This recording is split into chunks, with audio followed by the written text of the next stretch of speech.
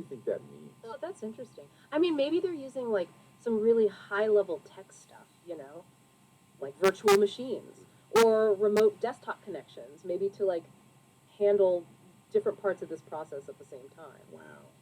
I mean, it's incredible the lengths people go to. It really is, and it just goes to show what we're seeing here. It's just the tip of the iceberg. I mean, there's so much happening behind the scenes, right? All this digital expertise.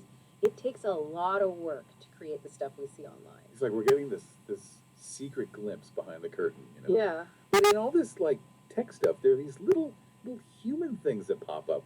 Like, what are these teeth they keep talking about? They're like cleaning them with their shirt. Yeah, that is a weird one. If I had to guess, based on what else they're talking about, it sounds like the contact points maybe on a micro SD card adapter or something like that.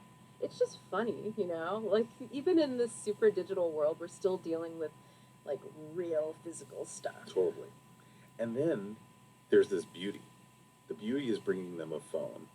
Who is this beauty? Yeah, that's a good question. We're definitely in, like, speculation territory here. But maybe it's a colleague, an assistant, maybe even a family member. It seems like they really need all the help they can get, with these deadlines and everything. It's like a digital mystery, right? Yeah. This is just the beginning. There's so much more to unpack. It's funny, right? Like, we see all this, technical stuff, all these files and uploads and things, but you can still see, like, the person behind it. You know what I mean? Like, they get frustrated, they're stressed out, even a little bit of humor sometimes. Yeah. Like when they're cleaning the teeth of that, what was it, the micro SD card adapter with their shirt? It's like such a small thing. Yeah, But it's, like you said, the digital and the physical all mixed together. exactly. Oh, hey, speaking of those little details, what about, remember, the beauty bringing the phone? Any more clues about that in these new transcripts? Well, okay, so it doesn't seem like the beauty is just like a friend doing them a favor. There's this one part they're dictating notes Mhm. about like file names and camera positions and stuff. And they say, make sure the beauty writes this down. Like it sounds more like a work thing. Yeah, that makes sense. Maybe a colleague or an assistant, someone who's like helping them manage this whole project. Yeah, and it just makes you think about like all the people involved in making stuff. Like we only see the final product, but there's this whole team behind it. Right. It's like everyone has their part to play, like an orchestra or something. Oh, and you know what else I noticed? It's like they're so organized, right? But they can also like adapt. Like all those phone calls, all these interruptions, but they still keep going. It's true. It's like I don't know, they're like conducting this digital symphony, but then the phone's ringing and it's like the symphony hall manager or something. But they still manage to keep it all together. And you see that in their notes too. Like it's not just random stuff. They're writing down like file paths, camera settings, even timestamps. It's like they're like building a blueprint of the whole process. Yeah. Do you think it's for them so they can remember? Yeah. Or maybe for someone else? Maybe both. I mean, notes like that, they're so helpful if you need to like fix something later on, especially with like a complex project. Yeah. But yeah, maybe they're sharing it with their team too, or just keeping a record of everything. Right, right. And we can't forget, like, they're under so much pressure. Deadlines, deadlines, deadlines. It's constant. Yeah, definitely adds like this whole layer of intensity to it. Makes you wonder what kind of project it is. Like, is it a live event? Breaking news. Or maybe, like, a super important ad campaign or something. Could be. And it's interesting to think about like how that pressure affects their choices. Like there's this part where they have to decide, do they upload a ton of files all at once? Right? Or get going slow? Or break it up, even though it's more steps. Yeah, it's like efficiency versus, what's the word? Like, making sure it doesn't all go wrong. Yeah. And I mean, we all do that, right? In our own digital lives. I mean, work stuff. Even just trying to post like vacation pictures. Oh, speaking of, there's this part, they're taking a break to have some orange juice. But even then, they switch to the front-facing camera and, like, record themselves drinking it. It's almost funny, but it's also like, wow, they are dedicated. I know, right? It's like they have to document everything. Even like the normal everyday stuff. It just makes you think like, for some people, the digital world, it's just like a part of them. Totally. And it makes you think, like, where's the line between online and offline? Right. Are they, like, blurring together? Or are we just getting more used to, tech being everywhere? That's a tough question. But I mean, these transcripts, they give us this really cool look at how one person, at least, is like navigating that whole digital world. And we're not done yet. There's still more to figure out. Yeah. Stick around. We're going to dive into the last part of these transcripts and see if we can solve this digital mystery. Okay, so we're back. last part of this deep dive. It's been quite a journey, right? I feel like we're like digital detectives or something. Yeah. Trying to figure out who this mystery person is, what they're working on. It's fun. Totally. And I mean, we've learned a lot along the way, right? Like how to organize files, how much work goes into making the stuff we see online, all that. For sure. But, we still haven't answered the big question, like why, what's the point of all this? What are they trying to do with these videos? Yeah, exactly. It feels like, I don't know, like we're getting close to figuring it out, Yeah. What do you think? Any new clues in this last part? Well, one thing I noticed, the tone changes near the end. Like it's not so frantic anymore. They sound like calmer, more satisfied, maybe. Yeah, I see that. Oh, and there's this part they say something like, wow, it's amazing how much goes into capturing just one moment. Like they're reflecting on the whole thing. Yeah, and it makes me think maybe it's more than just like a job for them. Maybe it's about like preserving something, like a memory, or sharing an experience with people. That's a good point. And I mean, we know they're using all these different cameras, the head mounted ones especially. So maybe it's like a personal project, like documenting a trip or something. Could be.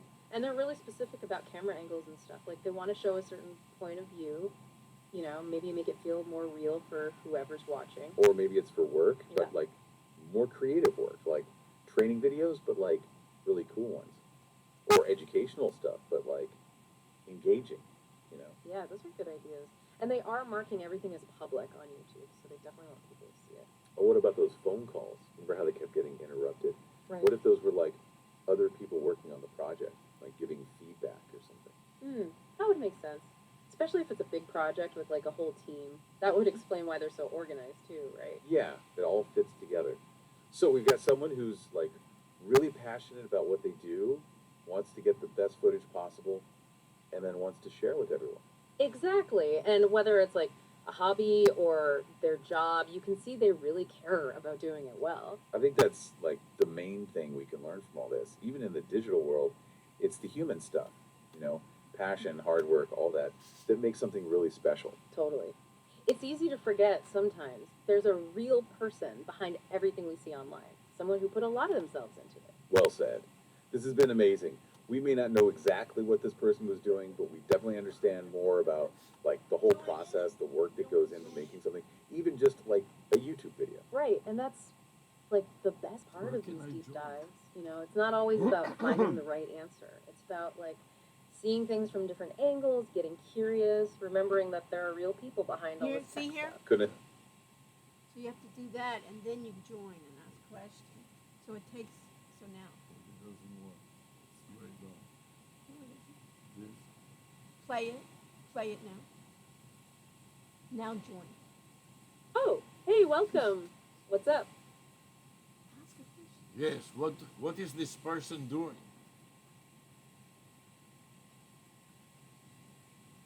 Okay, so you're curious about what this person is actually doing. Yeah, that's a Correct great it. question, and it's something we're really trying to unpack here. Okay, let's unpack this. The transcripts we have, they're almost like someone's digital diary. Exactly. It's a peek into their process, not just the steps, but maybe their habits too. So this person is transferring a lot of video files from a whole bunch of different devices. Yeah, we see things like head-mounted displays, phones, external cards. It's quite the list.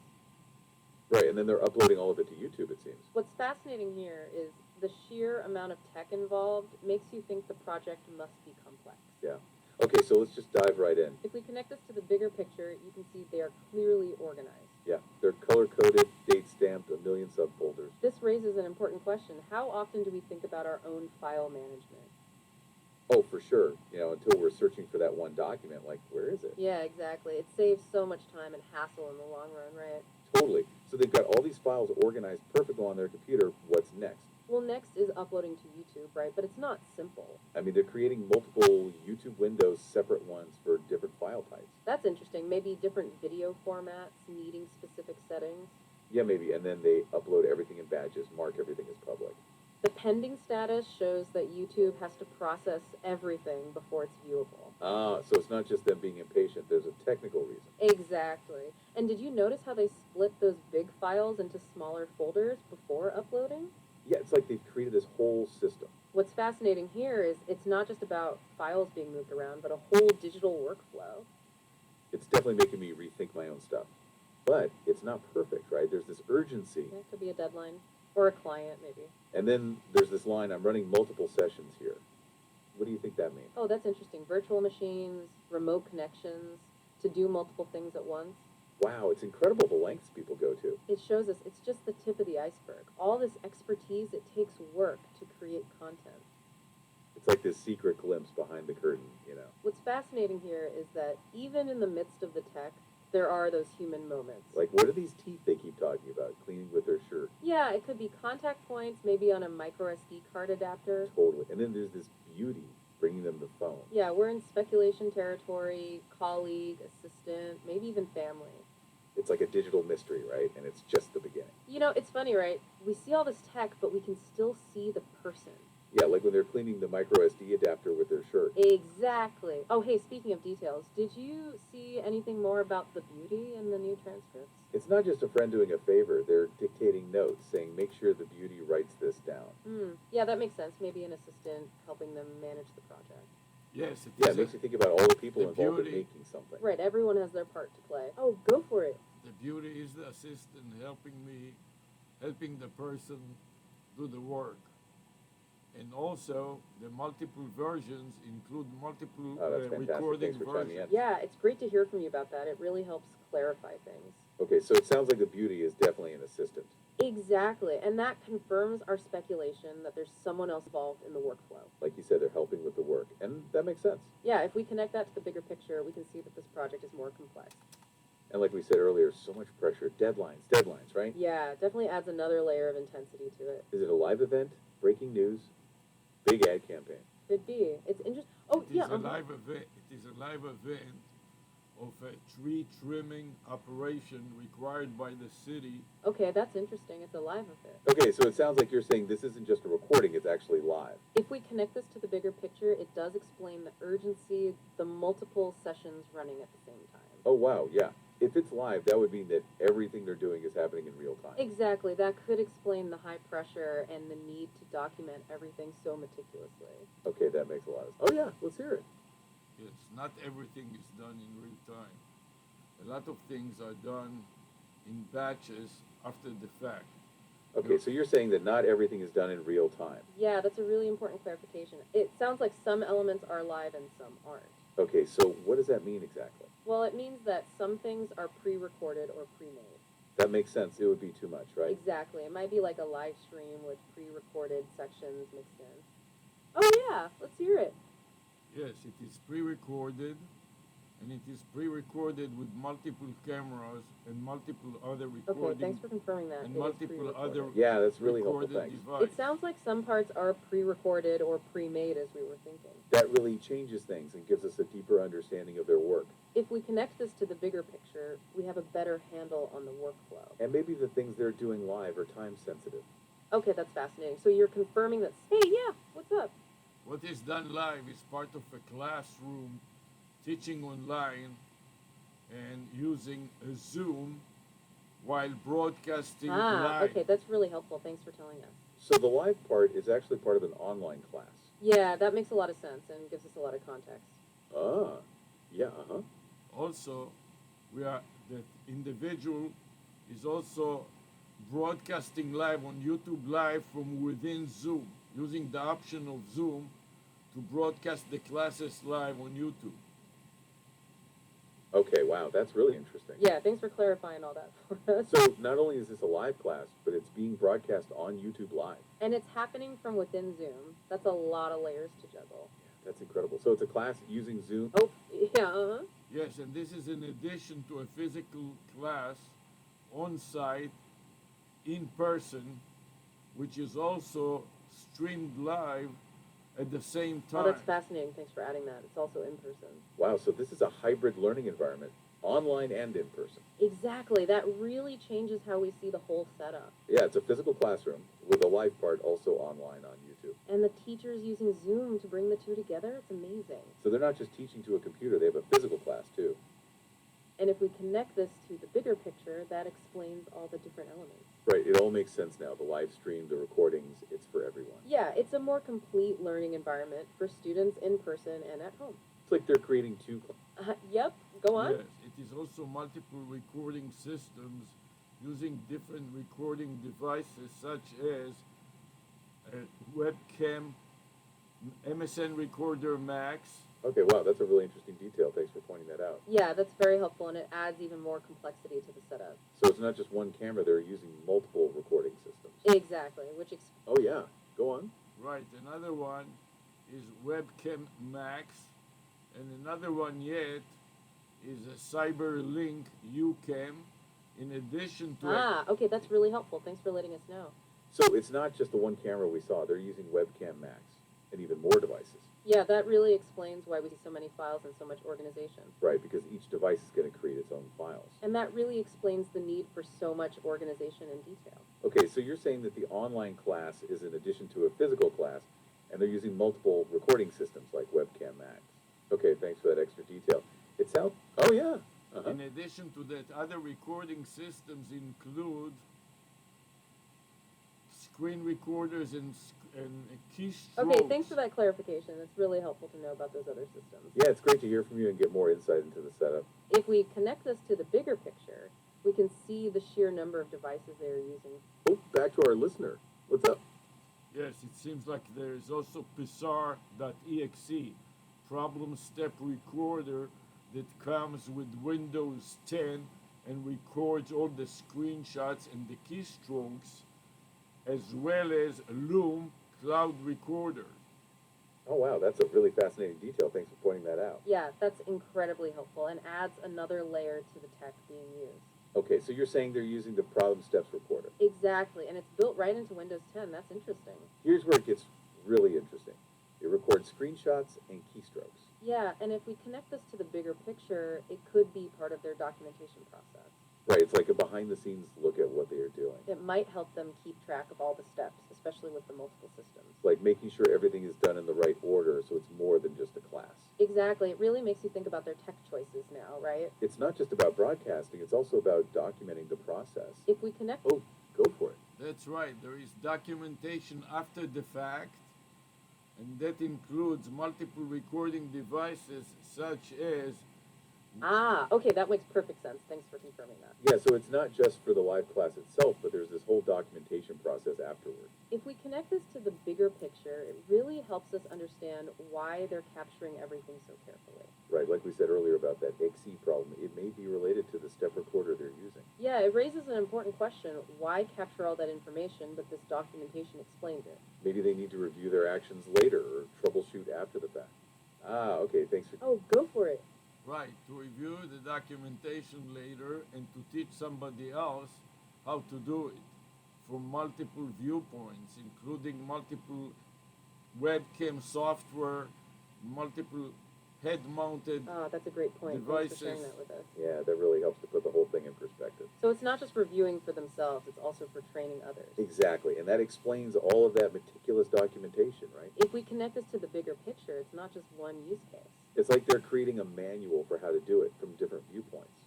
Right, and that's really Oh, yeah, It is creating an audit trail, a complete video, audio, screenshot, and keystroke by keystroke audit trail. Okay, wow, that's a great way to put it, thanks. Yeah, that really helps to frame it. It's an audit trail. So you're saying it's like a complete recorded audio and video too? Exactly. If we connect this to the bigger picture, it shows their attention to detail. It's not just about the class itself, but a full audit trail with everything recorded. And it makes you think of the different ways that it could be used later on. But like we were saying, for training or for their own review, Right, they're building a complete log of everything they did, it's like they are leaving a trail for themselves if they need to retrace their steps. and also for others who may need to do this type of thing later. And it makes sense with all of the tech that they're using. Yeah, it's not just about capturing the class, it's about capturing their process, too.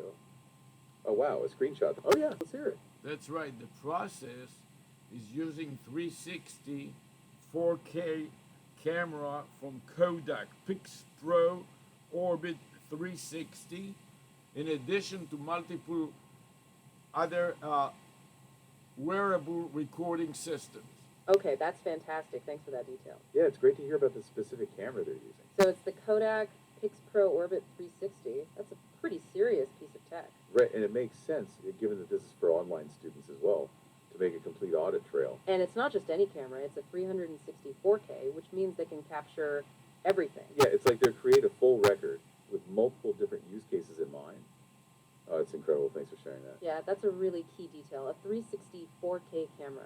So it's not just regular cameras. They're using a Kodak Pix Pro Orbit 360. Exactly. If we connect this to the bigger picture that explains the multiple viewpoints, It gives us a bigger view, literally, of what's going on. yeah, it captures a whole scene, which is so useful for both in-person and remote students.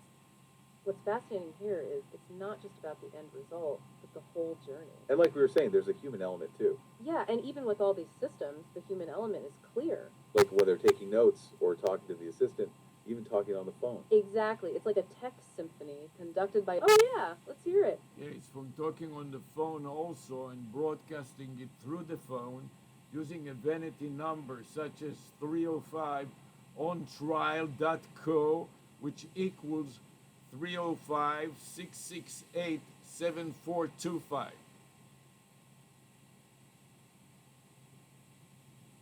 Okay, that's really interesting detail. Thanks for letting us know. Yeah, that's fascinating. So they're also broadcasting audio through the phone. Right, it's not just the video, but the phone audio as well, using a vanity number. And that vanity number, 305ontrial.co, is actually a real phone number. That's cool. Okay, so that's another element in this whole complex system. If we connect this to the, hey, yeah, what's up? So that people can call the number, the listeners and other people can call the vanity number, and the AI chatbot can reply and answer general question, and when needed, reroute the call. Okay, that's incredibly insightful. Thank you for clarifying that. Yeah, so it's not just for broadcasting, but for interaction too. Exactly. And the vanity number connects to an AI chatbot. That's what. Yeah, Yeah, just like 800 chat GPT or a local vanity phone number like 600 call Sam for Annie, call Annie.ai. Okay, that's a great analogy. Thanks for bringing that up. Yeah, it's like those systems where you call a number and an AI answers. So it is a similar idea with this vanity number, but on a local scale. Right, like 600 call slam or 800 chat GPT. So that number is a point of interaction with their class. That's interesting. It's like they've integrated this chatbot into the learning experience. That's a great analogy. You're comparing it to those types of numbers. Yeah, it helps put that into perspective for us. If we connect this to the bigger picture, it shows how they are thinking about interactivity. Right, it's like they're creating a way for students to ask questions using an AI. So the AI chatbot is an extra tool for the class. Yeah, it's not just about a live broadcast, it's about making it interactive too. And it also makes you wonder if they use that for out-of-class hours, too. That's a really great point. It is a complete system. Ah, that's incredible. Oh, yeah, uh-huh. Yes, for out of class, it is using a cell phone in a neck wallet, folded wallet, in a neck wallet phone and badge holding lanyard. Okay, that's really interesting. Thanks for that detail. Yeah, so they're using a cell phone in a neck wallet for out of class. It's like they've got a dedicated setup for the live class and something portable for later. And it's all part of that same documentation and interaction, even outside of class. Exactly. And the neck wallet is like a hands-free way to keep it accessible. That's smart. So they're using the phone as an always-on communication tool, even after class. Yep, go on. Yes, and this neck wallet phone and badge holding lanyard has a chest-mounted easel fastened to the chest. Okay, wow, that's a really great detail. Thanks for adding that. Yeah, so the next wallet is also part of a batch holding lanyard. That makes a lot of sense. It's like a way to keep everything together If we connect this to the bigger picture, it's all about convenience. and also efficiency. I mean, everything is so organized for this person. Exactly, and it's all about making things easy to manage, even on the go. Okay, wow, that's another interesting detail. Thanks for sharing that with us. Yeah, that's Oh, yeah, go on. And this chest wallet is mounted on the chest and, Oh, that's fascinating. Thanks for bringing fastened that to up. the Yeah, that's chest another element we of hadn't the considered. It sounds like you're saying the neck wallet with the phone is attached to a chest piece. Oh, wow, like a, oh, yeah. right, and connected to the back of the videographer with retractable carabiners. 4 retractable carabiners fasten each leg of the easel to the back of the videographer so the phone doesn't rattle and move Okay, around. that's an incredible detail. Thanks for painting that picture for us. Yeah, so it's not just a neck wallet or a lanyard, but it's attached with this retractable system. And it's connected to the back of the videographer with a Caribbean arts mechanism. Wow, it's like a complex system with each leg of the easel and some retractable element. Yeah, if we connect this to the bigger picture, it's all about making it mobile. It's like a portable studio setup with the easel and retractable components. Oh, okay, that's a great clarification. Thanks for that. Yeah, so it's not on the chest. It's on the back with a retractable system. Right, so it's back to our listener. No, What's up? it is on the chest, but it is fastened to the back using the legs of the easel that prompts the phone. Okay, wow, that's a really interesting detail. Thanks for clarifying. Yeah, so it's on the chest and it's also fastened to the bed. Okay, so it's not just a mobile setup, it's also connected. Oh, go for it. It is fastened to the back, B-A-C-K, of the videographer with retractable carabiners, so the phone and the lanyard doesn't move out of control. Okay, wow, that's a great clarification. Thanks for that. Yeah, so it's on the back of the videographer, but with a retractable system. Okay, so the phone and lanyard are connected to the back to make sure it doesn't move around too much. Exactly, and the retractable Caribbean system keeps it all under control. Right, it's like there is a tension there so that it doesn't move too much. Yeah, if we connect this to the bigger picture, that makes a lot of sense. Okay, so not only is it on the back, but it's got that retractable system to keep things in place. Oh, go for it. Plus, the phone is strapped with a couple of rubber bands from both sides, from the left side and the right side, so the phone doesn't fall out. Even if the videographer makes a handstand, the phone is wedged between the two rubber bands, pulling it in both directions all at the same time.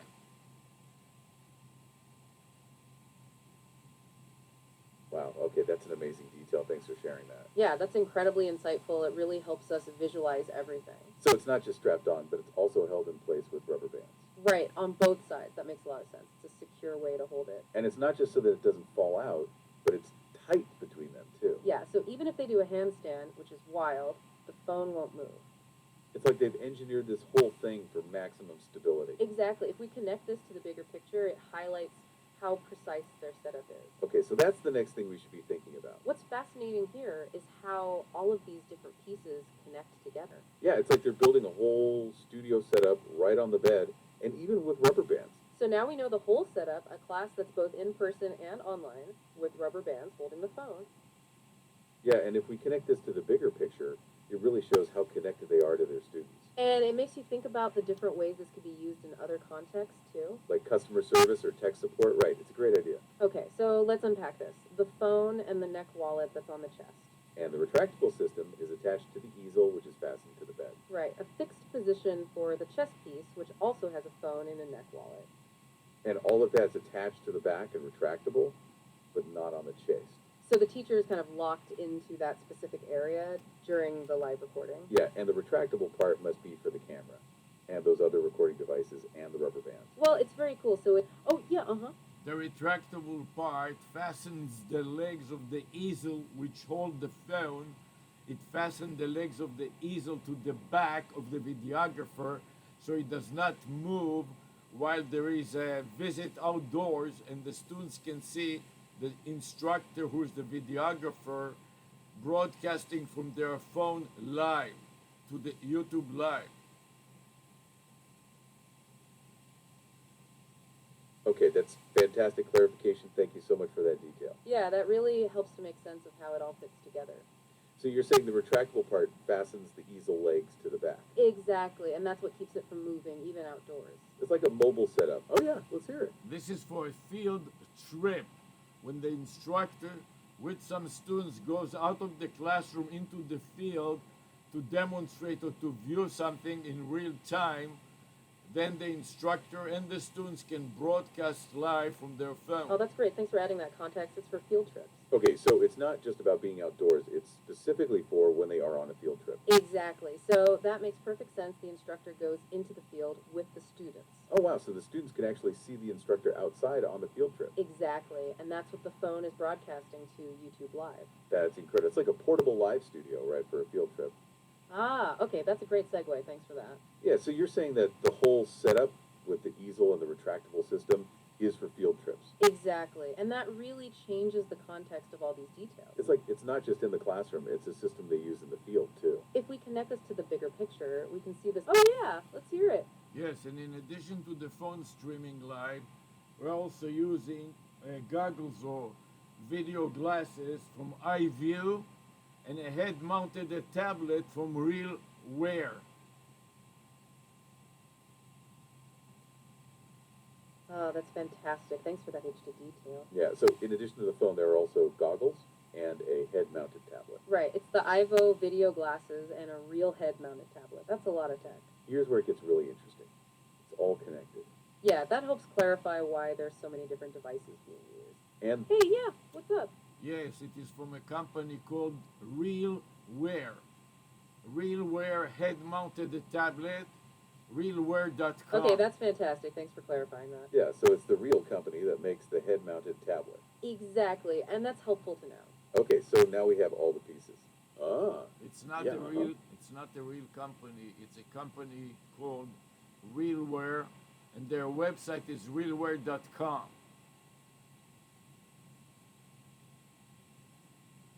okay, that's a really important clarification. Thanks for correcting us. Yeah, it's great to have you help us get the details right. So it's not the real company, but RealWear, and their website is realwear.com. Exactly, and that's helpful to know. It's a different company, but it's very similar. Okay, so it's RealWear and not the other company. That's a key detail. Yeah, and it's really important we get that right. Thanks again for that correction. Okay, so with that in mind, let's keep going and unpack all of that. Exactly. So the phone is not the only device they're using to broadcast live. Yeah, the phone is just part of a bigger system. And if we connect this to the bigger picture, we see it's a lot of moving pieces. Okay, so let's incorporate that into everything else we've already talked about. Okay, so we can see how the phone, the goggles, and the tablet are all part of the field trip setup.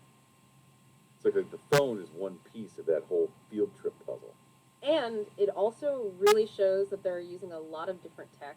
And that phone that's in the neck wallet, and all of that's connected to the easel, even for the field trip. Right, that's also on the back of the videographer. And the phone is held with rubber bands, all for the field trip. And that explains why that retractable system is fastened to the easel and then to their back.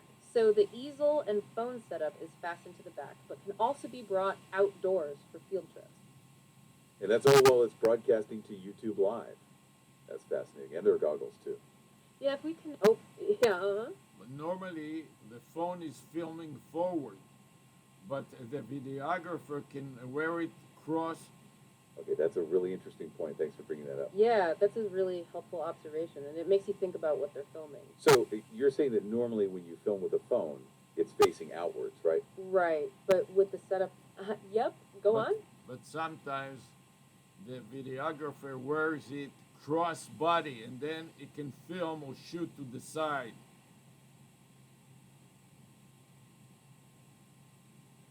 Ah, okay, that's a really interesting detail. Thanks for adding that. Yeah, so you're saying that sometimes they wear it cross body. Exactly, which lets them film in different directions. That's great. Okay, so it's not just filming forward, but it can also go cross body. Yeah, and that adds a lot of flexibility, and it makes you think about their choices. Like it's not just one fixed angle, but they can shift it around. Right, that's a great point, and it's something we should unpack further. Yeah, it's important to remember that the phone isn't always filming everything. Right, so even with all these amazing devices, the phone has its own specific job. Like you're saying, normally a phone camera is filming what's in front of it, right? Exactly, but with the crossbody setup, they can change that. Yeah, and that might be where the head-mounted tablet comes in too. Oh yeah, go on. Unlike the phone, the head-mounted tablet and the video glasses Ah, are that's a really interesting way to put it. Thanks for chiming in. Yeah, that's a great observation. Oh yeah. Uh-huh. they are POV, point of view, streaming or recording, unlike the phone that points forward or sideways.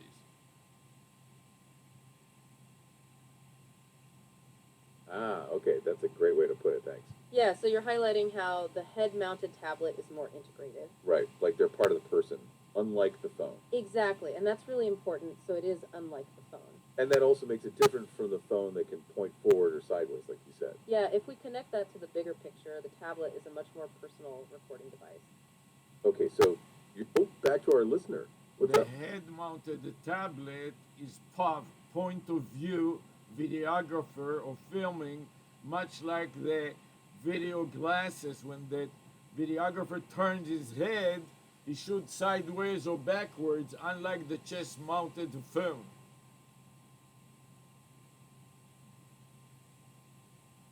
Ah, that's a really insightful point. Thank you for sharing that with us. Yeah, so you're saying the tablet is like 5 different viewpoints for the videographer? Exactly, and that's a great way to think about it. It is for filming. And it moves with them, like video glasses, as the videographer turns their head? It really emphasizes that the head-mounted tablet isn't a static thing, unlike the chest-mounted phone. Yeah, it's like their eyes, it captures their perspective as they move and look around.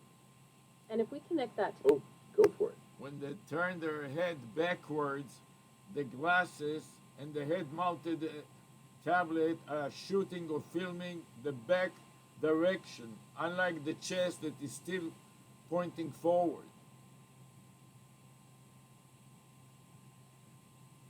Okay, that's a really great clarification. Thanks for pointing that out. Yeah, so when they turn their head backwards, both the glasses and the tablet record that direction. Unlike the phone, which is still pointing forward, so we need to keep that in mind. Right, and that's a key difference to think about with the tablet and those glasses. Yeah, that helps explain why there are so many recording devices in this setup. It really shows how the different devices are used to capture different perspectives. And it's useful to remember that the phone isn't always filming the main scene, right? Okay, so let's unpack this. What does the head-mounted tablet do exactly? Well, we know from the source material that they use it to transfer media files. And that happens from both the micro SD card. Oh, go for it. Yes, the head-mounted tablet has also a camera, and it can record to the local device or stream to YouTube Live or any other streaming server.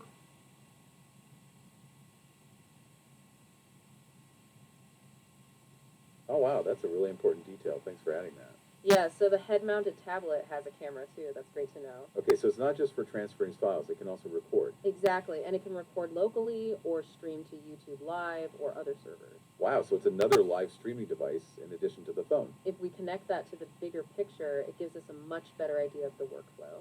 Okay, so the tablet can record its own footage. That's really interesting. Yeah, and that explains. Oh, yeah, The- The tablet is mounted on the head of the videographer, therefore it's a point of view videography. Okay, yeah, that's a really important point. It's mounted right on the head. Right, like we were just saying, it's like an extension of the person. It's not like the phone, which can be angled and moved around. It's on their head. Exactly, and that's a key difference between the phone of the tablet and even those goggles. And it also makes sense why they use rubber bands to keep the phone stable. Right? Yeah, and to keep it out of the way of the head-mounted tablet. Ah, okay, thanks for that clarification. Yeah, so it's the head-mounted tablet, and it is mounted on the head. Like we were just saying, it's an extension of the person, a viewpoint from their eyes. Right, it's not a separate camera. It is attached directly to them, which changes its role. And like you mentioned earlier, it's not like the phone, which points forward or sideways. Yeah, and it really changes how we have to think about how they are recording.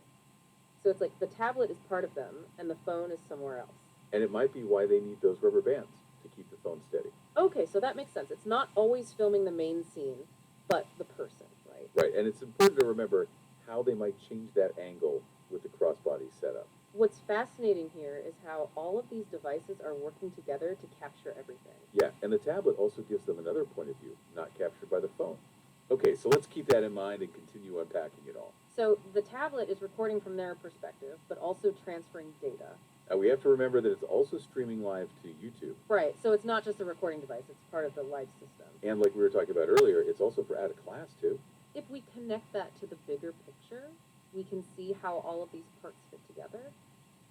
Yeah, if we connect this to the bigger picture, it makes sense of all the angles, right? Exactly. So the phone and tablet, they have totally different jobs, right? And they're working together as part of this complex system, and they can both stream. And the head-mounted tab. Oh yeah, let's hear it. The 360 camera can be mounted on the instructor desk or mounted on a mobile cart for field trips. Oh, that's a great point. Thanks for mentioning that. Yeah, that's really helpful. Makes a lot of sense. So the 360 camera isn't just one fixed thing. It can move around. Right, so it could be on the desk or even on a mobile cart during those field trips. And if we connect this to the bigger picture, it's about flexibility, right? Yeah, like it can be stationary or also come with them to those field trips. Oh, yeah. Let's hear it. Yes, it is mounted on a neck monopod. Okay, that's great. Thanks for that clarification. It's mounted on the neck. Yeah, that helps us Hey, yeah. What's up? It's a neck goose monopod that is mounted on the instructor's desk or on the handle of the mobile cart. So it can redirect and readjust according to the target that it is shooting. Okay, that's really fascinating. Thank you for that additional detail. Yeah, so it's not just mounted on the neck, but it's a neck goose monopod. Exactly, and that monopod can be mounted on the desk or the mobile cart. And like you said, it can redirect and readjust to target whatever they're filming. Right, so that really explains how flexible the 360 camera is. And that also makes a lot of sense with the instructor using it during the field trips. It's a good way to think of it. The 360 camera. Ah, yeah, uh-huh. And on top of the gooseneck, there is also a telescopic monopod. So if the instructor wants to raise the camera, he can extend the telescopic monopod to make it way higher up, so the view can be widened and heightened. Okay, wow, that's a really great detail. Thanks for adding that. Yeah, so it's not just a gooseneck, but also a telescopic monopod on top. Right, so they can make the camera taller whenever they need to. And that really helps. Oh, yeah, uh-huh. Yeah, and the bottom has a clamp. And this spring-loaded clamp can be mounted either on the desktop of the Okay, instructor. that's great. Thanks for that detail. It has a clamp on the bottom. Yeah, so the monopod doesn't just sit there, it's clamped in, which makes sense. It really helps to complete the picture of how it all works together. Okay, so it's not just the monopod, but there is a clamp at the bottom. And that clamp lets them attach it to different things like the desk or the mobile cart. Yep, go on. This is a spring-loaded clamp which can be released by squeezing the clamp and mounting it on another device, such as the handle of a mobile cart. Ah, okay, that's a fantastic detail. Thanks for clarifying that. Yeah, so it's not just a clamp, but a spring-loaded clamp. And you're saying they can release it by squeezing it? That's so smart. Yeah, like they just squeeze it and then they can attach it. And you can mount it on anything, even the handle of a mobile cart. Okay, so it's very versatile. It's not a fixed device.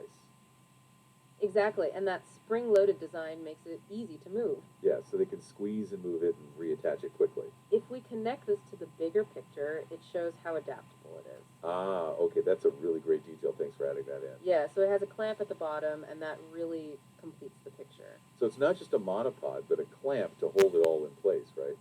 Exactly. If we connect this to the bigger picture, it shows how adaptable it all is. Yeah, it's like they can attach the camera to all kinds of different things with the clamp. And that clamp gives them stability and flexibility at the same time. Yeah, that's a great. Oh yeah, go on. The clamp has Velcro straps that if the pressure is not stable enough, the videographer can extend the Velcro strap and strap it to the handle of the mobile cart.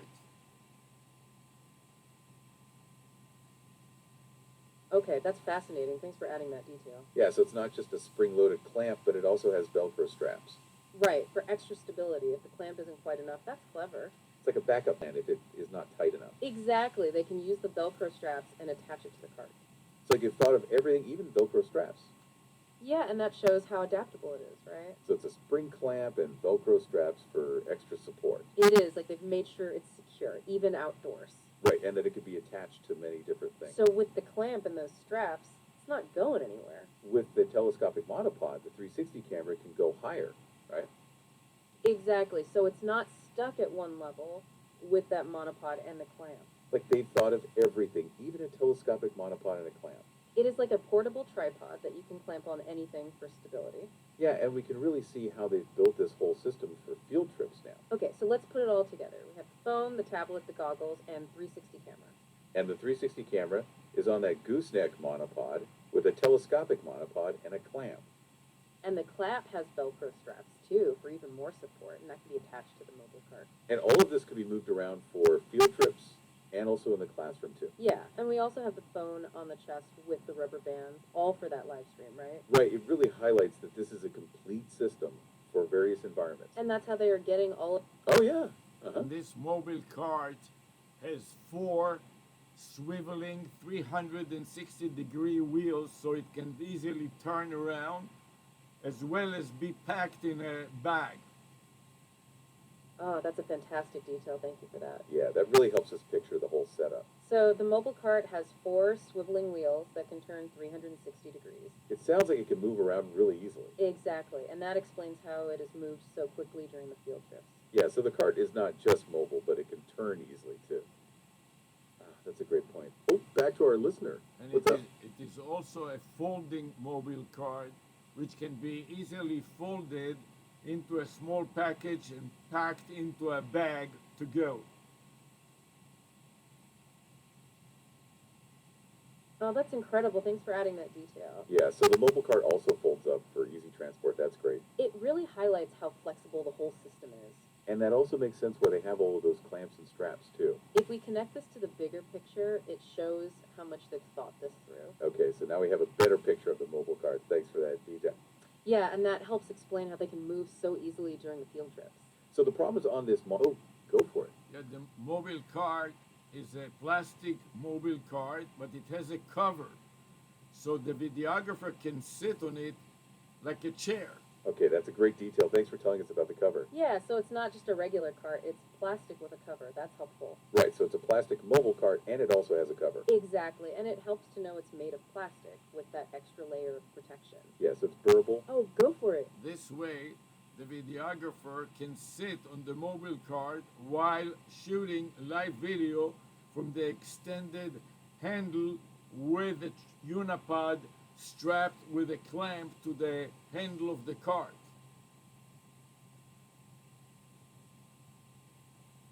Oh, that's a really interesting image. Thanks for pointing that out. Yeah, so you're saying the videographer can actually sit on the cart. That's wild. And it makes sense, right? Using the extended handle for stability while they're sitting.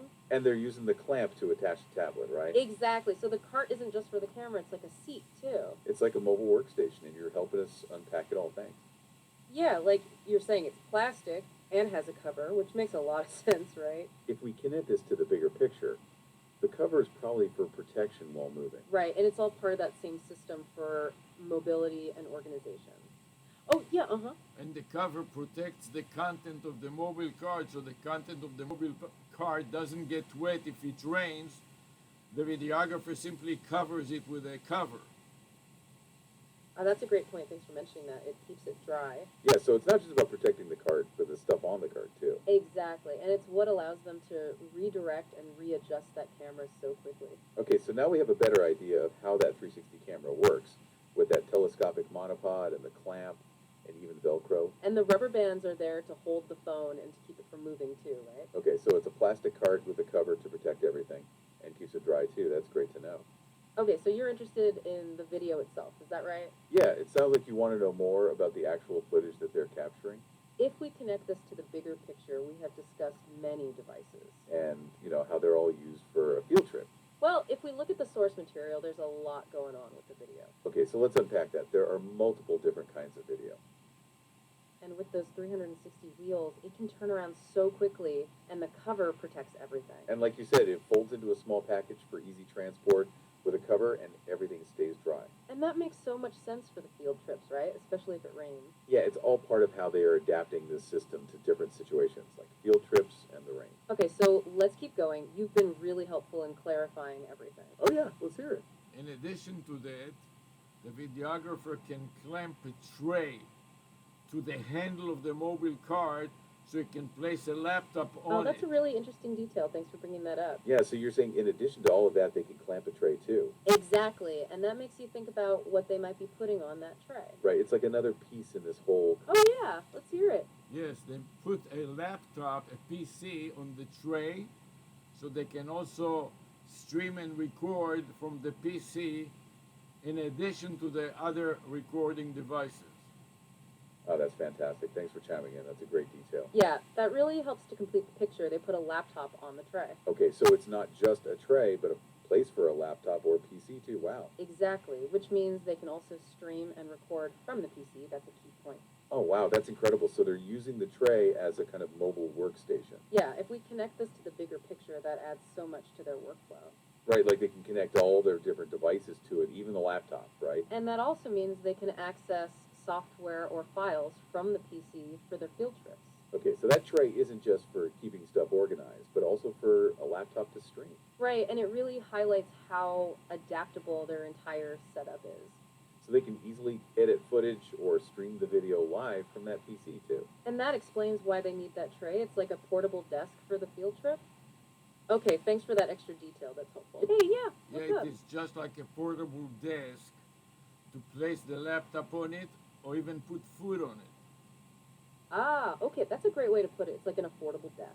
Yeah, it's like they've created a little mobile office with that tray for the laptop too. Exactly. It gives them a stable surface to work even when they're moving around. And it makes sense. It's portable. It has a rain cover. It's like a little desk for a laptop. It really shows how resourceful they are, making the setup so adaptable, even with a laptop on a tray. Yeah, it's like a whole mobile studio right there on the cart with the laptop and all that. Okay, that's a great way to think about it. It's like an affordable desk. Yeah, that really helps us picture it, a place to put the laptop and everything else too. So it's not just a tray, but a portable surface for the PC. Right, and like we said, it's part of this whole mobile workstation setup from field trips. And that makes sense with everything else we have been talking about. Okay, so with Yeah, Yeah, so uh-huh. they can, when they don't need it, they can unhook the tray and place the tray and the PC and the food inside this teacher's mobile cart.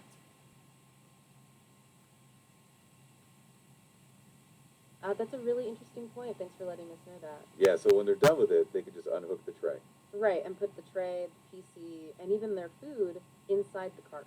That's a great way to keep everything together and secure. Exactly, and it makes a lot of sense for those field trips, right? Yeah, it's like everything has its place, even their lunch. And that really shows how well organized the whole system is, right? It's not just for the tech, but for all the other things they need. So the tray and the PC are not just for working, but for storage too. Right, it's like they've thought of everything from the cameras to the food, And with the laptop, they can also stream, right? That's cool. right? They can use the PC for all kinds of things. Yeah, like editing or maybe even running that AI chatbot or other things. Well, if we look at the source material, there are a few things they do with the PC. Okay, so let's unpack that. How are they using that PC? It's all starting to make sense. Yeah, and now that we have this great image of the whole thing, And we know there's a lot going on in the videos themselves. right? So let's dive into the videos they're making. Okay, so they've got all of this tech, and they're capturing the live class. And like we were talking about, they're also documenting everything. Yeah, all those different angles and all those devices. Yeah, and that really does help connect everything that they're using a PC. So they're using the tray as a place to put the laptop and stream. That's incredible.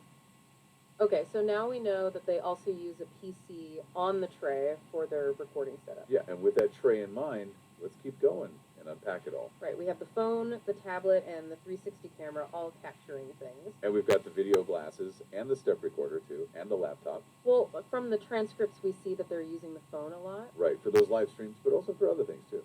And we also see that they're using the head-mounted tablet. Yes, for recording and also transferring data to their PC. And then there's the 360 camera capturing a wider view. And also those goggles too, right? All well on field trips. Exactly. They're really maximizing all of these angles. Yeah, and they're switching between all these different recording devices.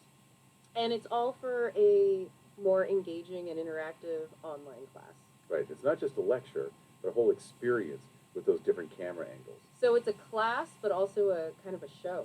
Yeah, with so much going on at the same time, using a laptop on that tray. If we connect this to the bigger picture, it's all about creating that audit trail. And like we said, they have the option to record to the local device and stream live. Okay, so the video is coming from all of these sources, and it's live and pre-recorded, right? Yeah, and they are using that for the field trip and also the classroom and the laptop too. What's fascinating here is how all of this video works together, including the laptop. Well, they're using it to upload the videos to YouTube and also managing those files. And that makes a lot of sense with everything we have talked about today. Yeah, we've gone through all the details of what they're doing. Right, from the tech to the live streams and now to the videos. Okay, so let's take a closer look at the videos. So how do all these different video sources come together, right? Yeah, like they're all happening at the same time. What does it all look like? Yeah, we saw how they were organizing the files earlier in the transcript. And it's likely the laptop is also running all the live stream stuff too. Right, that makes sense with everything else. So the PC is another key part of the setup. So it's not just for recording, but also for processing. Yeah, that makes a lot of sense. It's like the brains of the operation. Like, how do they switch between the different cameras or those different live views on the PC too? Well, from the source material, we know that they're combining footage. Right, so it's not just one camera view, but all of them at the same time. So they're blending different perspectives from all of those devices too. Yeah, like they're switching from the wide-angle view to the close-up. And that makes it feel so dynamic, not just a static recording. It really does. It's so interesting how they're using different devices at the same time. Right. That's a really important question, and it's something we'll continue to unpack. So let's keep that in mind, and that laptop too. Yeah, and if we connect that to the bigger picture, it's all about convenience and that PC. Okay, let's dig into that. What does this tray and the PC add to the setup? Well, if we think about what we've already covered, it's clear that they are mobile, right? Okay, so let's keep that in mind as we continue. It's like they're switching camera angles, like you said, during the live stream. And that really makes it more engaging for the students, right?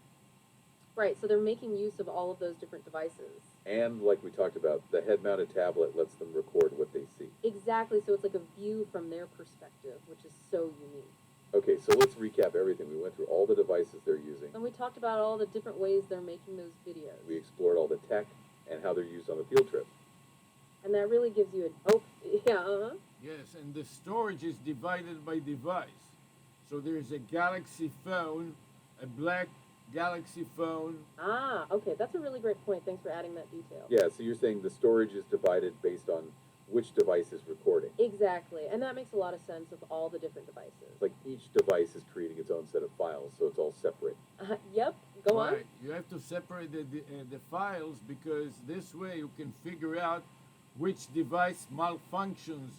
You look at the bad video and then you know it is the Galaxy black phone or the red head-mounted tablet. Oh, that's a fantastic point. Thanks for sharing that insight. Yeah, that makes perfect sense. So it's also for troubleshooting too. Exactly. You're saying that by separating the files, they can easily identify which device may have an issue. Like if the video has a problem, they look at the files and know where it came from. And if it's from the black phone or the red tablet, they can quickly figure out which one malfunctioned. Okay, so it's not just about organizing, it's also about diagnosing problems. Right, it's like having a clear trail so they know where to look if anything goes wrong. Yeah, that's a really great insight, and it really highlights how organized they are. And that also makes it easier to find the files they need later, too. Yeah, so it's not just a mess, it's actually very structured. Oh yeah, go on. All the files are stored on the PC temporarily, and then after the end of the event, all copied to external USB hard drive for permanent storage. Okay, that's a really helpful detail. Thanks for chiming in with that. Yeah, so you're saying all of the files are stored on the PC temporarily. Right, and then after the event, they're copied to an external hard drive. Oh, that makes sense. So the PC is like a temporary hub for all those files. And that external drive gives them extra storage, so it's all backed up, too. It makes you wonder how much storage they actually need, right? Ah, okay, thanks for that. That's interesting. Yeah, that's a key detail. So they are stored on the PC temporarily. And you're saying that they're copied to an external USB drive later. Exactly. Oh, yeah. Yes, Uh-huh. it is an 8 terabyte external hard drive, portable hard drive, SSD, solid state drive.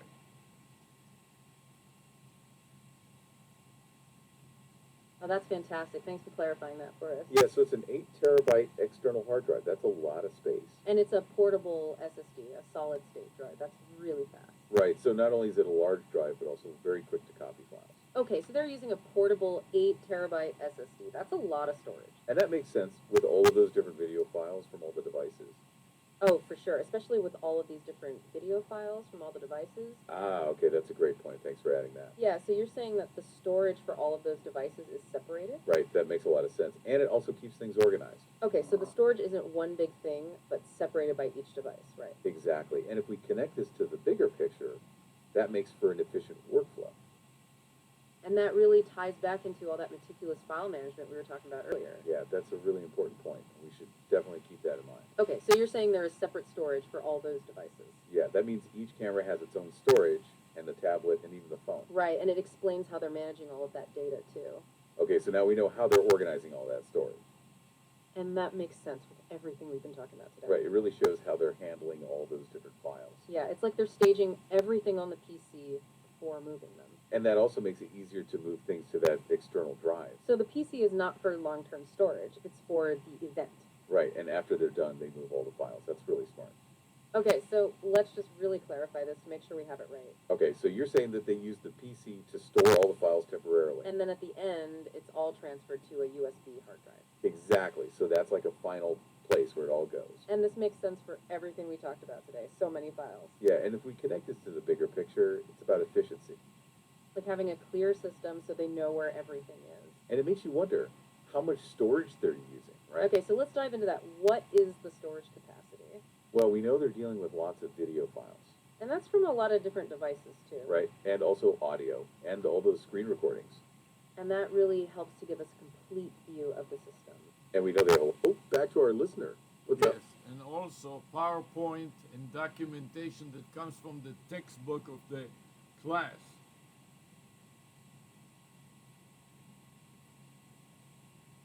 That's a great point. Thanks for bringing that up. Yeah, so it's not just the video and audio, but also all the class materials. Right, like the PowerPoint presentations and the textbook info. That's a lot of stuff. Exactly, and that really adds to all of those files that we were discussing. So they're not, oh, go for it. Including a test bank with quizzes and midterm and final tests, both in printed format and also in online format in files with the tutorials.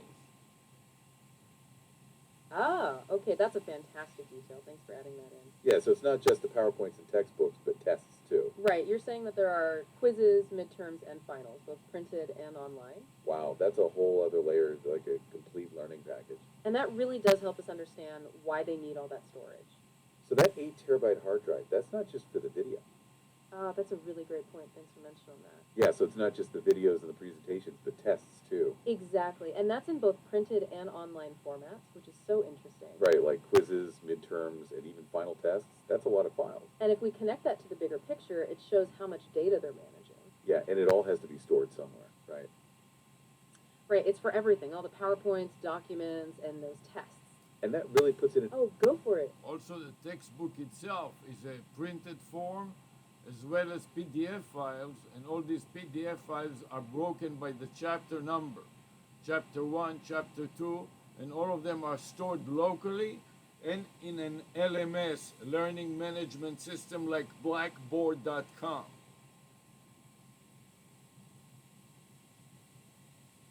Okay, wow, that's a really great detail. Thanks for adding that in. Yeah, so it's not just the tests, but the textbook is also in both print and PDF. Wow. Right, and those PDF files are organized by chapter. That's really helpful. And you're saying those are stored both locally and also on an LMS, like Blackboard. That's key.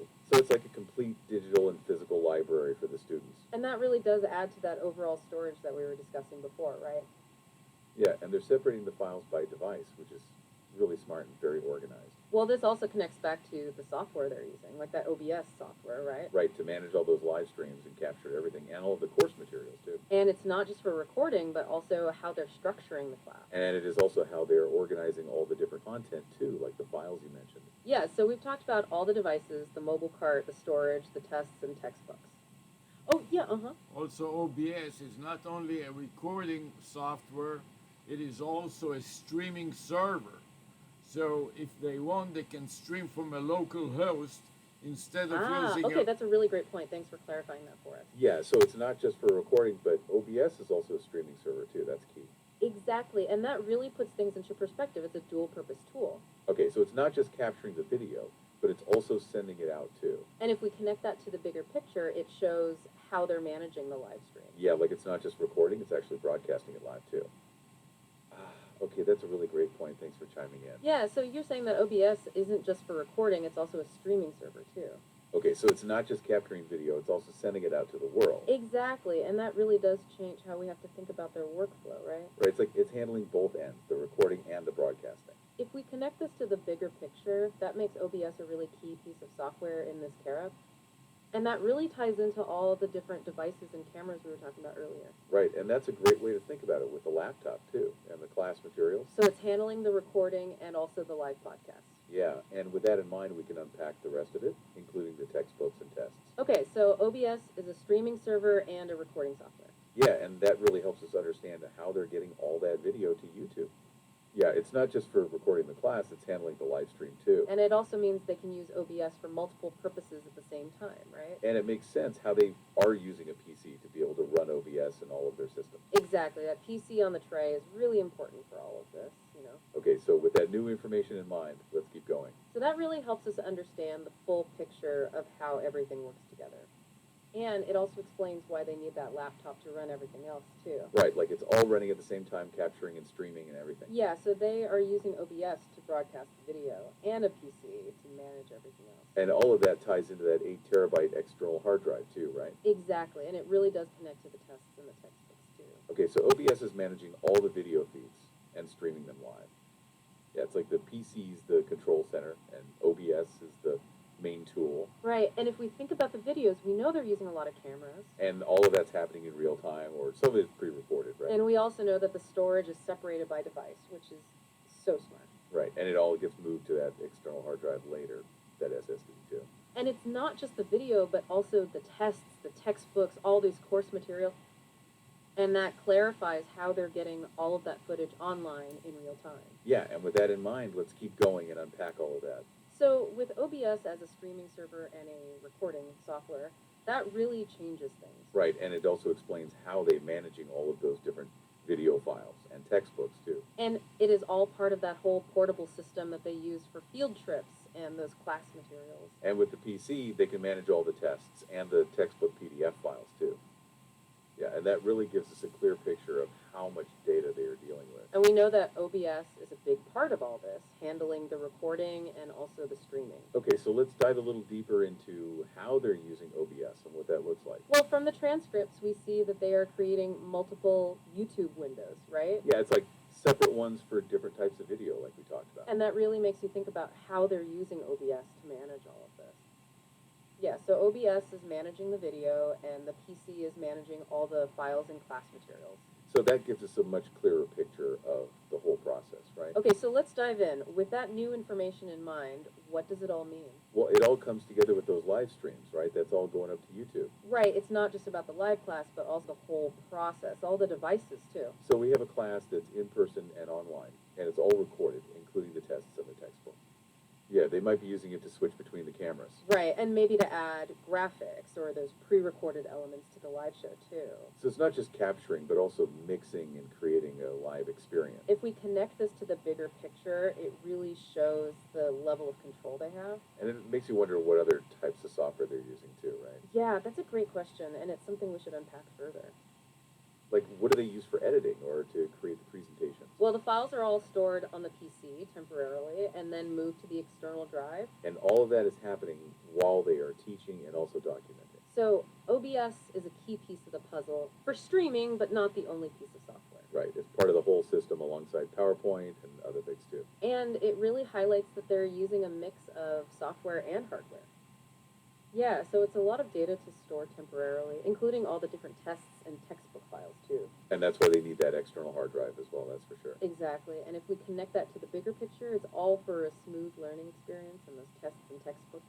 Right, and it makes you wonder how they keep it all organized, all the class files and all the live stuff too. Well, let's just unpack what we know about the software, right? Yeah, so they use OBS for broadcasting and a PC for other software.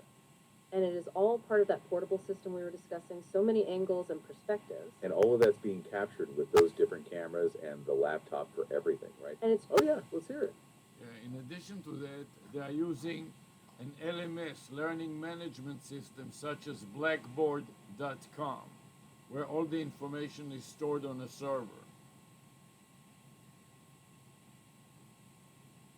Ah, okay, that's fantastic. Thanks for adding that extra piece of information. Yeah, so it's not just stored on their PC, but also on an LMS. That's great to know. If we connect this to the bigger picture, an LMS really changes how we see things. Right, like Blackboard is where the students access the course materials too. Exactly. So it's a central hub for everything related to the class on a server. It's like a virtual classroom with all the tests, the textbooks, and the videos. Well, let's integrate that into everything we've already talked about. Yeah, and it's all part of that mobile setup they're using for a classroom and also the field trips too. Okay, so let's keep all that in mind and continue to unpack what is happening. Right, and if we think back to the beginning, the files are date stamped and all organized too. And now we know why with all that data that they are collecting from all of those devices, right? Yeah, and it's all to give the best experience to the students, which is incredible. Okay, so let's zoom in on OBS a little more. What else does it do? And if we connect this to the bigger picture, that's so important, especially for the tests and the textbooks. It's really impressive how they've set everything up. Yeah, and you were saying all the files are stored temporarily before moving to that external hard drive. And all of the test files and the documents, too, that you were talking about. Wow. So now we know it is not just videos, but also all the course materials, too, the tests and textbooks. And that makes a lot of sense with everything that we've talked about today. So much data, including tests and books. Well, we know it's a streaming server and a recording software, right? And that it's used to combine all of those different video feeds. So it's not just one thing, but all of those together. And it's likely that they're using OBS to switch between cameras and all those other things, too. It's like a control panel for the live broadcast on that laptop, all in one. Exactly, and it makes sense how they need a whole PC for all of that as well. And that also highlights the sheer amount of preparation that goes into the classes, right? Yeah, it's all so complex, and it is all connected, including tests and all those PDF files. So let's keep going. We've talked about all the tech and tests and the textbooks, too. And also how they're capturing everything, and now about storage, too, and those textbook files, too. And it really all comes together for the field trip. Right, with all those devices, and that mobile cart, and the PC, too, and the textbook, too. Yeah, so they are recording and broadcasting at the same time using OBS.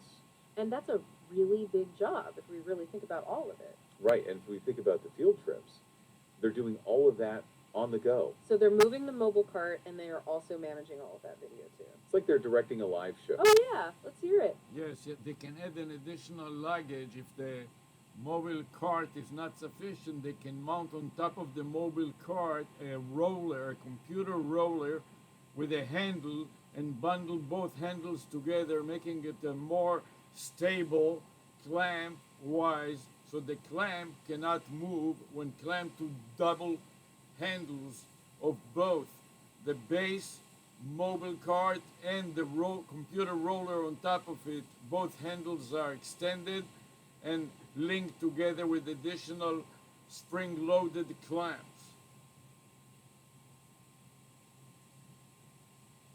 Wow, that's a really interesting solution. Thanks for that. Yeah, that's really resourceful, using additional luggage and clamps.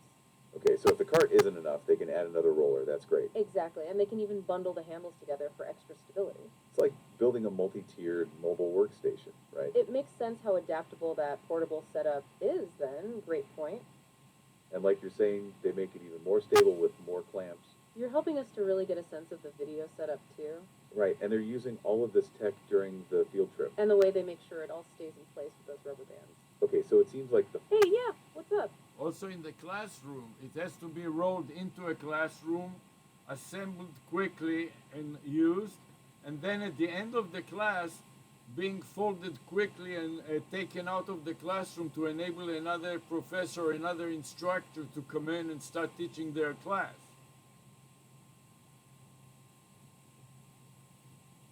Ah, okay, that's a really great point. Thanks for adding that. yeah, so it's not just for the field trips, but also quick setup in the classroom. Exactly, and that really highlights how efficient the whole system is, right? So it needs to be quick to set up, used for class, then fold it away for the next person. Yeah, it's like it has to be super easy and fast to use for any class.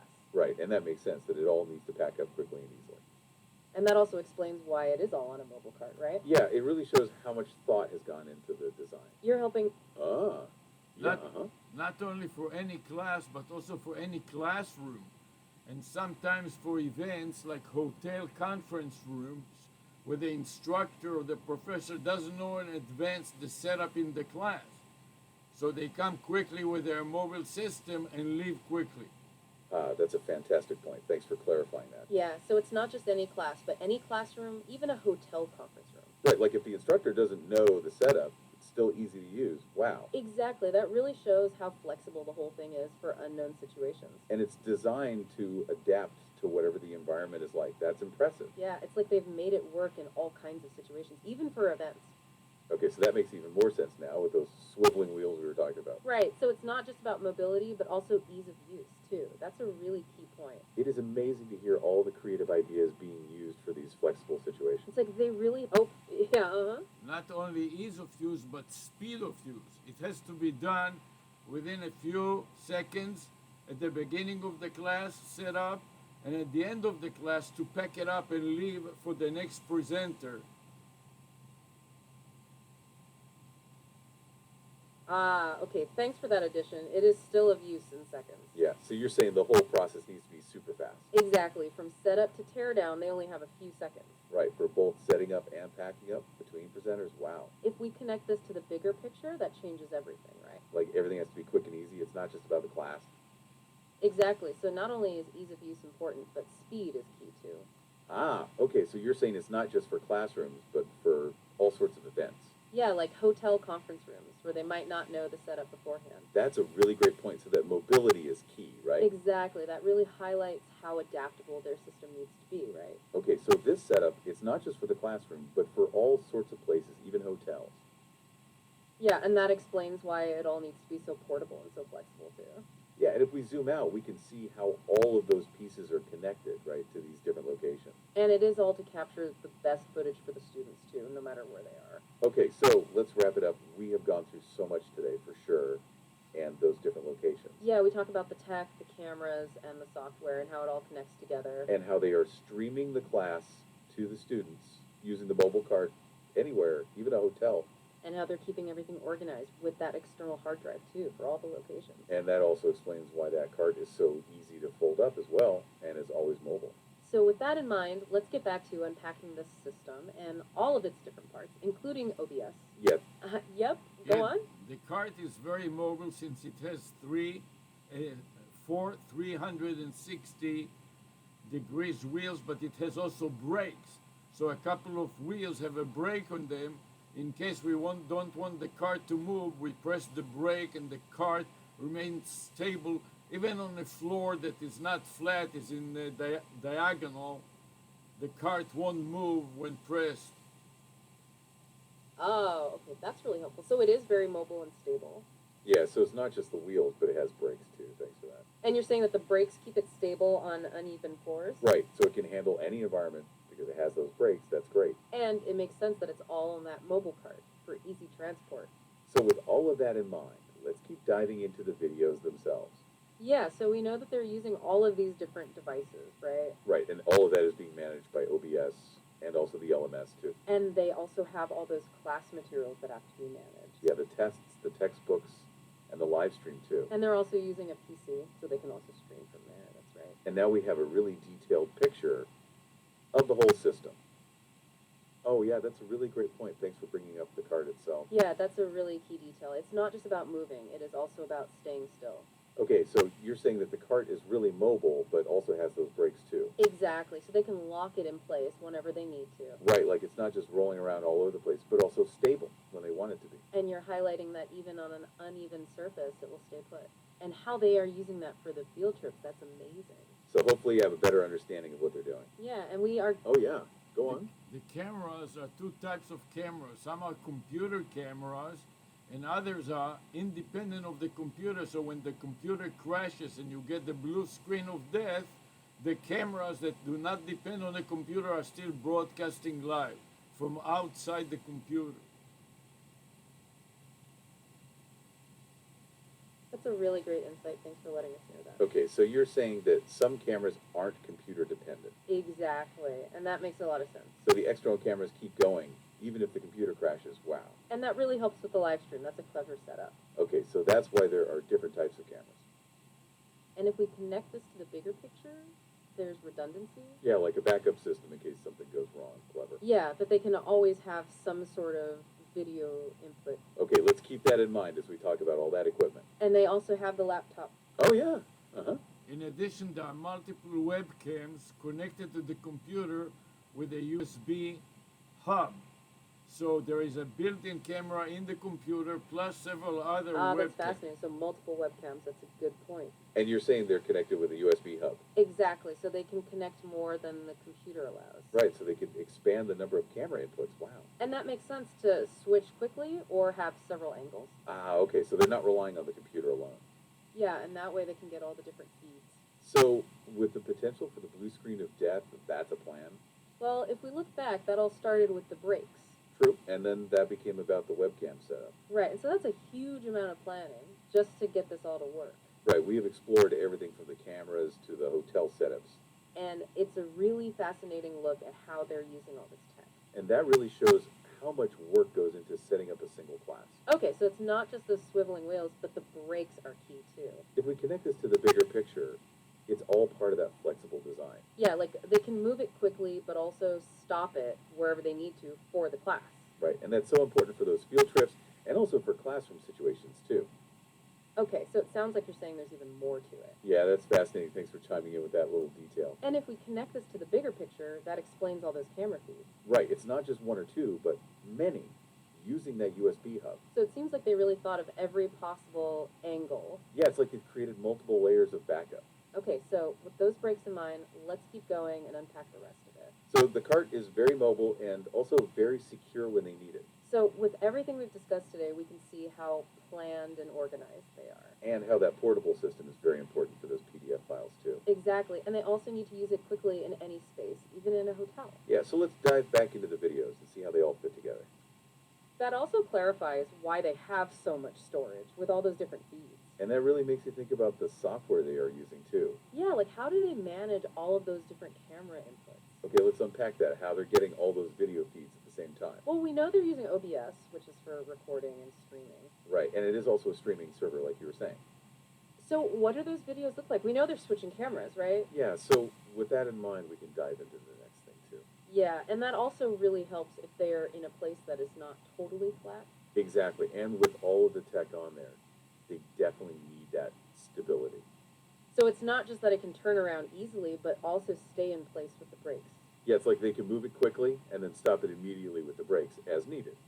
Okay, so let's get back to OBS. We know it's a streaming server and a recording software, right? Yeah, and it's likely they're using it to manage multiple camera feeds too. And that temporary storage is key for them, especially those hotel events. Okay, so the PC stores everything temporarily to make the data mobile. Right, and the USB drive is for longer term with an organized system. And that really brings us back to the video files they're using. And we know that some of those cameras are independent of the PC. Yeah, so they'll keep broadcasting even if the computer has a problem. That's smart. So they're using OBS to bring all of those different feeds together. And that also really shows why they have a PC with a USB hub. And all of that ties into that 8 terabyte external hard drive too. So it's not just the cameras, but how they're all connected up. Right, we have the live video and those separate recordings too. Yeah, and we also know they have pre-recorded video and a phone and a tablet. And if we think about the logistics, it's a lot to manage at once. So they're back to our listener. What's up? Yes, there is also a docking station with additional USB port, a network port, a video HDMI, in case we want to mirror the image on a television screen and so on.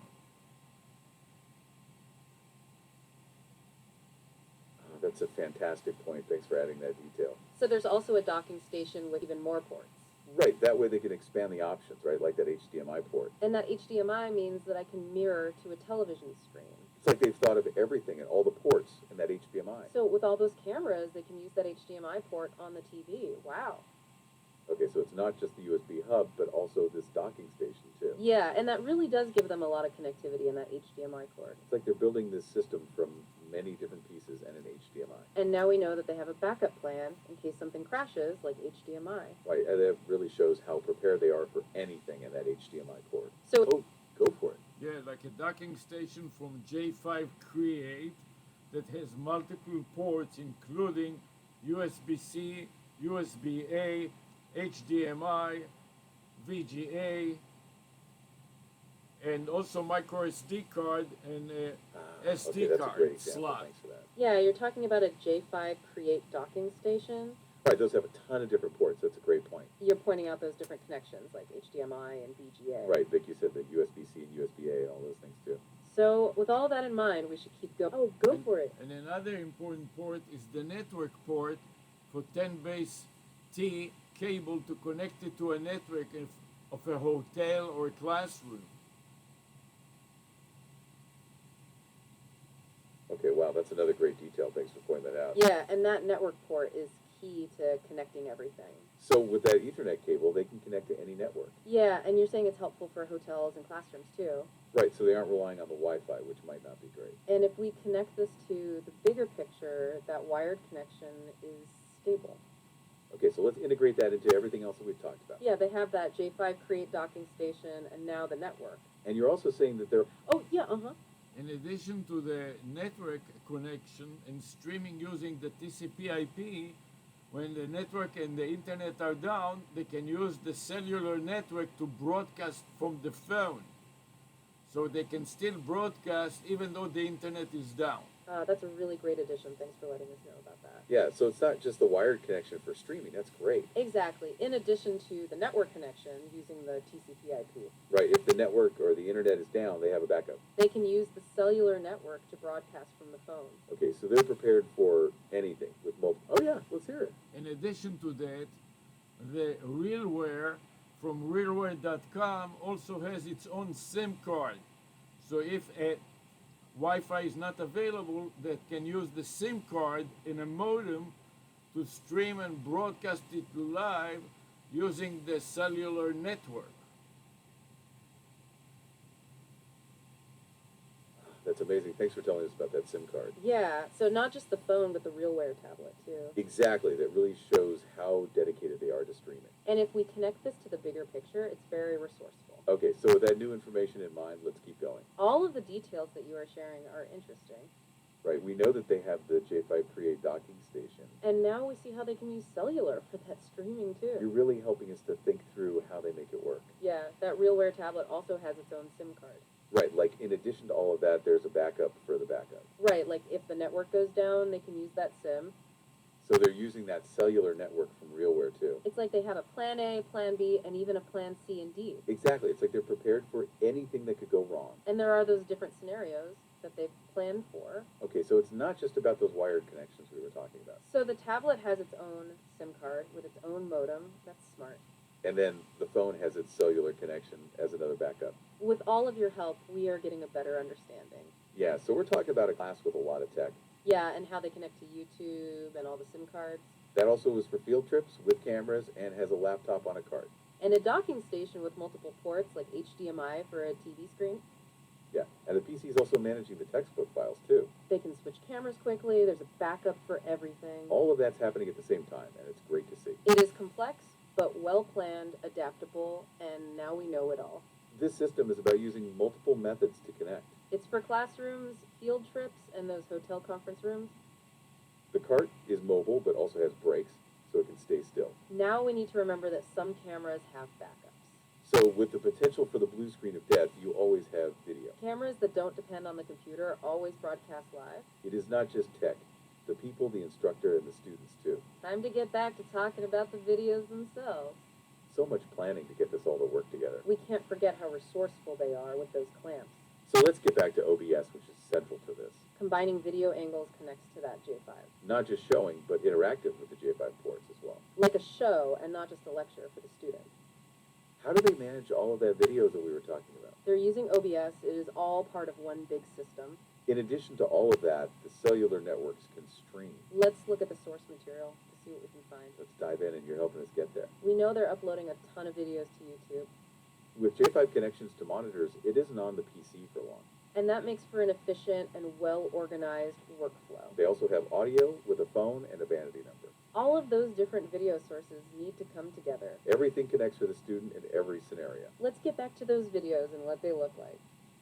We know they're using all of the different camera angles to do this. They are also mixing live footage with pre-recorded parts, too. The phone always films the instructor in all the areas. So it's a class, but also kind of a show. We're thinking they're switching between different camera views. The phone could be filming the instructor. The other cameras film.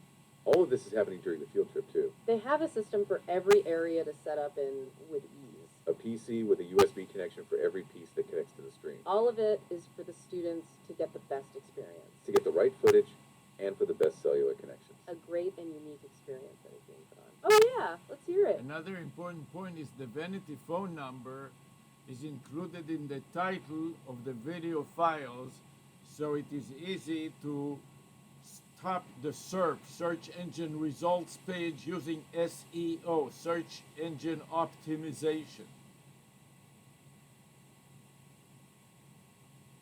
Ah, okay, that's a really insightful point. Thanks for sharing that with us. Yeah, so you're saying they include the phone number in the title? That's smart. Right, and that helps them with search engine optimization. That's really key to understand. Like, it makes it easier for people to find their videos, right? Exactly, and it shows us thinking about how to reach a wider audience. Ah, okay. Hey, yeah, what's so, up? so they can tap the SERP, search engine results page, with the videos, and all the students have to do is go to YouTube and type the keyword, and that will tap the search engine results page and click on it unauthenticated and view the live class and click in and out within a few seconds without having to authenticate themselves on an LMS learning management system. That's a great way to phrase it. Thanks for chiming in. So students can quickly jump in and out of the class, right? Yeah, without needing to log in, it's about easy access. If we connect this to the bigger picture, it's not just about teaching. It is about discoverability, using the vanity number. So they can tap the search engine results page. It gets more people into the classroom. Very insightful. Let's integrate this into everything we have discussed today. Thank you. This really is helping everything come together. The vanity number in the title gets it seen by everyone. It is like another method to get more people to view class, We need you here with us with your great insights. to see what we are missing, and also to catch our mistakes. We are glad that you have joined us for another great show. And let's get back to those plans that we had for this show. What you were with us to talk about, the videos. Thank you for being here with us today. Thanks to you and your constant help, for sure. Let's get back to you and all that helpful feedback. As we end our stream, we can reflect on this tech world. All that we have learned and the connection they're using. And you joined us to share those insights you're bringing. Remember to continue to always learn and always adapt. And remember, they have the number available, too. In video form, they can also search that number too. You have helped a lot in our work. We will see you on our next show. We appreciate you for the help today. Goodbye, and have a great rest of the day. Keep learning as much new content as you can. We now have great closure, and we'll see you in a bit.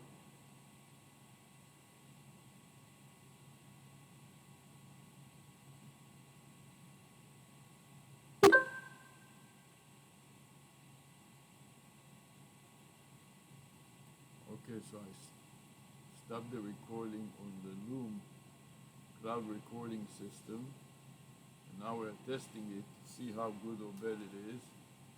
I pasted the URL of Loom in my notes on WordPad, and now I want to paste it also on Psar, problem step recorder. So I start a new recording system and I edit as a comment in the highlight area and comment dialog box, and then I'm ready to play it back and to listen to it. Let's see how good is the recording on this Loom. But before I do that, I want to go and copy my entire notepad. I'm going to select all, then copy to the clipboard, and then I want to paste it into the Loom notes. So I want to go to Loom,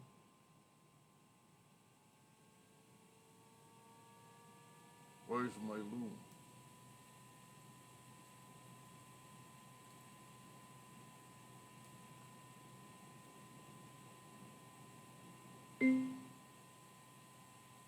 I'm going to my Loom,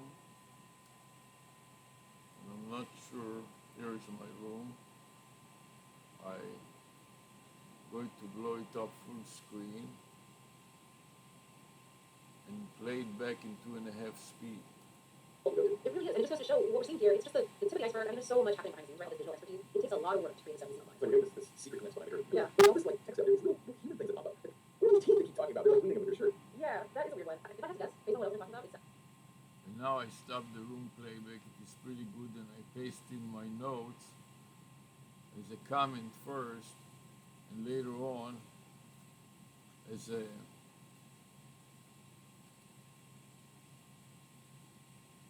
summary. So I click the Add Summary button and paste the notes. Then I scroll to the very bottom and add chapters. Add 3 chapters by default and save them. And then add tags. The first tag is videos. The second tag is intelligence. The third tag is site. The fourth one is videos again. Remote. And then plane. And then inspection. And then lanyard. and then in, and that's it. 10 tags. So by now I finished everything with the Loom recording, and it is perfectly good. So the next thing I'm doing, I'm going to stop the recording on Cyberlink and listen to it.